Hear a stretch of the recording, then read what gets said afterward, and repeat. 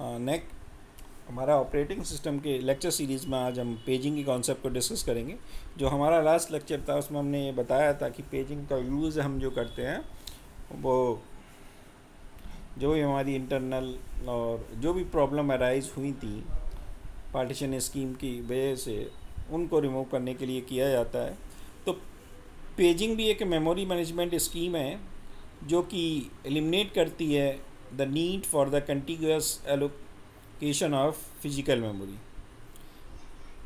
तो continuous allocation of physical memory को eliminate करती है ये, और ये स्कीम परमिट करती है कि आप physical address space of a process to be a non continuous किया कि फिजिकल एड्रेस स्पेस जो है वो नॉन कंटिन्यूअस हो सकता है। पेजिंग के द्वारा एक्सटर्नल फ्रेगमेंटेशन की जो प्रॉब्लम हो रही थी वेरिएबल साइज पार्टीशन स्कीम में उसको रिमूव किया जाता है। और इसका जो बेसिक कॉन्सेप्ट है इसमें दो चीज़ें होती हैं कि हम फिजिकल मेमोरी को फिक्स साइज ब्लॉक में डिवाइड करते हैं, उसको फ्रेम बोला जाता है, और जो लॉजिकल मेमोरी है या लॉजिकल एड्रेस है उसको भी ब्लॉक्स में जो सेम साइज़ के हैं सेम साइज़ के ब्लॉक्स में ब्रेक किया जाता है, उसको पेज बोला जाता है। यानी कि जो सीपीयू द्वारा एड्रेस जनरेट किया गया उसके रिस्पेक्टिवली पेजेस होंगे और जो फिजिकल मेमोरी का एड्रेस है उसके रिस्पेक्टिवली फ्रेम बनेंगे।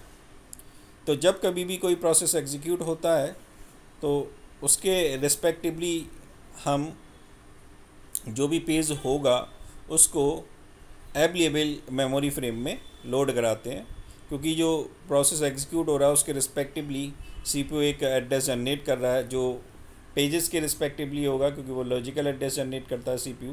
तो लॉजिकल एड्रेस को हमने पेजेस में डिवाइड कर रखा है, तो उस पेज को हम किस में जो एक्चुअल फिजिकल मेमोरी है उसके फ्रेम में लोड करते हैं। तो ऑपरेटिंग सिस्टम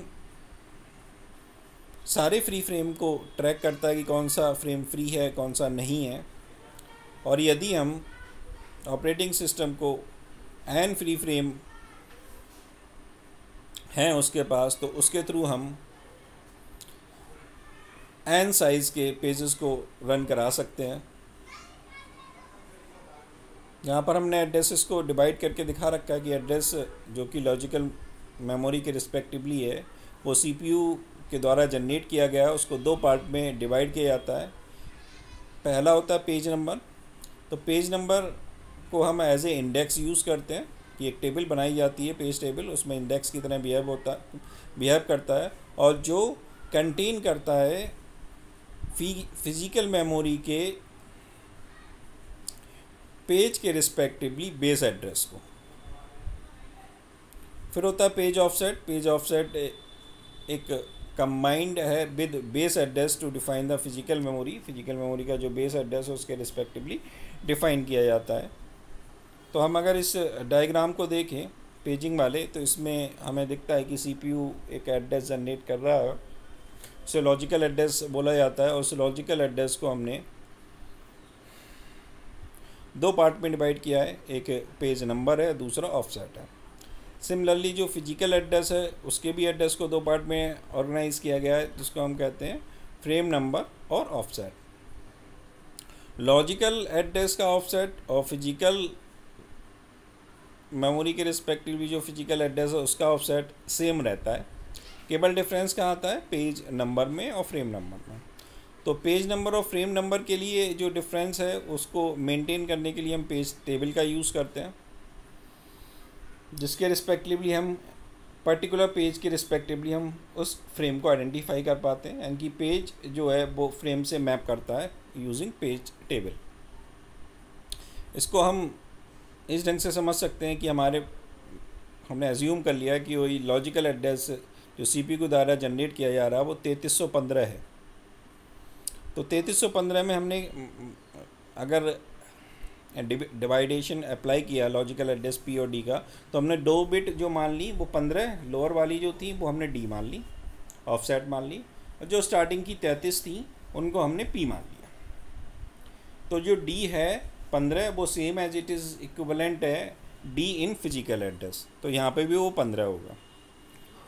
अब उस 33 वाली लोकेशन को हम पेज टेबल में आइडेंटिफाई करेंगे।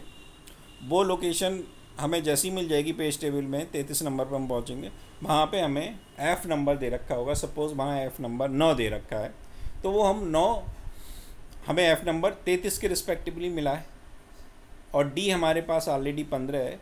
तो जो लोकेशन बनेगी फिजिकल एड्रेस की वो 915 बनेगी, यानी कि 3315 CPU के द्वारा लॉजिकल एड्रेस जनरेट किया गया और उसकी मैपिंग किससे होगी 915 वाले से। तो हम फिजिकल मेमोरी में 915 वाली लोकेशन को आइडेंटिफाई करेंगे। तो ये पेजिंग का कॉन्सेप्ट रहता है।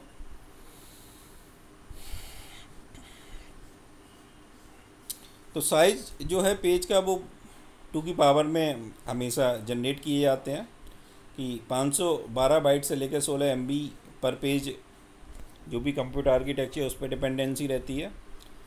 और जो भी सिलेक्शन करते हैं हम पेज साइज़ का वो 2 की पावर वाला ही सिलेक्शन हम भी खुद करते हैं, और जो भी टेक्निक अगर हमें कोई डेवलपमेंट करना हो तो भी वो 2 की पावर वाला ही करेंगे। इसमें यदि if the size of logical address space is 2 की पावर m, 2 की पावर m अगर लॉजिकल एड्रेस स्पेस का साइज़ है और पेज का साइज़ 2 की पावर n है, एड्रेसिंग यूनिट है, तो जो हायर ऑर्डर बिट हुई m-1 बिट वो लॉजिकल एड्रेस के पेज नंबर को डिनोट करेंगी, और जो n लोअर ऑर्डर बिट हुई वो पेज ऑफसेट को डिनोट करेंगे।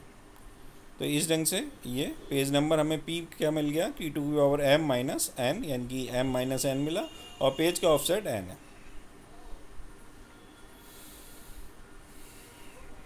तो P इंडेक्स की तरह बिहेव कर रहा है जो कि पेज टेबल में डिफाइन किया जाता है, और D डिस्प्लेसमेंट है विद इन द पेज। और फॉलोइंग जो हमने यहाँ डायग्राम दिखा रहा है उससे हम उस आर्किटेक्चर को समझ सकते हैं कि वहाँ पर लॉजिकल मेमोरी में 4 पेज हैं, पेज 0, 1, 2 और 3, और पेज टेबल में 0, 1, 2, 3 के रिस्पेक्टिवली हमें फ्रेम नंबर दे रखे हैं। 0 के रिस्पेक्टिवली 1 दे रखा है, 1 के रिस्पेक्टिवली 4 दे रखा है, 2 के रिस्पेक्टिवली 3 दे रखा है, और 3 के रिस्पेक्टिवली 7 दे रखा है। तो यहाँ पर जो पेज 0 होगा वो 1 वाली लोकेशन पे हमें मिलेगा, तो यहाँ पर 1 वाली लोकेशन पे पेज 0 आ गया। पेज 1 जो है 4 लोकेशन पे है, तो पेज 1 जो हो गया वो 4 लोकेशन पे आ गया। और पेज 2 जो है वो 3rd लोकेशन पे है अगर हम पेज टेबल देखें तो, और जो 3rd वाला है पेज 3 वो 7 लोकेशन पे है, तो यहाँ 7 लोकेशन पे। इस ढंग से पेजिंग का कॉन्सेप्ट यूज़ होता है। और इसमें अगर हम प्रोटेक्शन की बात करें पेजिंग में, तो मेमोरी प्रोटेक्शन के लिए हम प्रोटेक्शन बिट का यूज़ करते हैं जो प्रत्येक फ्रेम में अप्लाई होती है। तो यहाँ पे एक क्वेश्चन फिर राइज हो जाता है कि प्रोटेक्शन बिट का यूज़ कहाँ किया जाता है। तो प्रोटेक्शन बिट का यूज़ पेजिंग के कॉन्सेप्ट में किया जाता है जो प्रत्येक फ्रेम में रहती है, और ये डिफ़ाइन करती है कि पेज को कौन सी परमिशन मिली हुई है, रीड और राइट की परमिशन है या केवल रीड ओनली की परमिशन है। और इस बिट को जनरली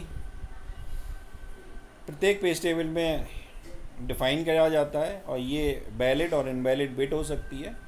अगर ये वैलिड है तो ये इंडिकेट करती है कि associated page in the process legal है, लीगल पेज है, वैलिड पेज है। और अगर ये इनवैलिड है तो जो भी हम पेज प्रोसेस कर रहे हैं लॉजिकल एड्रेस स्पेस के रिस्पेक्टिवली वो इनवैलिड है। तो इस ढंग से ये प्रोटेक्शन का सेक्शन कंप्लीट होता है पेजिंग में। अगर हमारा ये लेक्चर आपको पसंद आया हो तो ज़रूर सब्सक्राइब कीजिए। और अगर अब हम इसमें एडवांटेज और डिसएडवांटेज भी देख लेते हैं पेजिंग के। तो पहला जो एडवांटेज ये है कि पेजिंग एक्सटर्नल फ्रेगमेंटेशन को रिमूव करती है, लेकिन डिसएडवांटेज ये है कि ये इंटरनल फ्रेगमेंटेशन इसमें फिर भी एग्जिस्ट करता है। और पेजिंग को आसानी से हम इम्प्लीमेंट कर सकते हैं, ये इसकी एक बेनिफिट है, और हम एफिशिएंटली मेमोरी मैनेजमेंट टेक्निक के रूप में ये जाना जाता है। और यदि पेज और फ्रेम इक्वल साइज़ के हो जाएं तो स्वैपिंग भी बहुत आसानी से हो जाती है यहाँ पर। लेकिन इसमें एक एक्स्ट्रा मेमोरी कंज्यूम होती है जो कि पेज टेबल को मेंटेन करने के लिए ज़रूरत पड़ती है। तो पेज टेबल क्या करता है, एक्स्ट्रा मेमोरी स्पेस कंज्यूम करता है, तो एक इसका ये भी ड्रॉबैक है। तो ये था पेजिंग का कॉन्सेप्ट। अगर हमारा लेक्चर आपको पसंद आया हो तो प्लीज़ इसको सब्सक्राइब कीजिए, कमेंट कीजिए और लाइक कीजिए, और अपने बाकी जो भी स्टूडेंट हैं जो ऑपरेटिंग सिस्टम पढ़ रहे हैं अपने पॉलिटेक्निक में, उनको शेयर कीजिए। Thank you.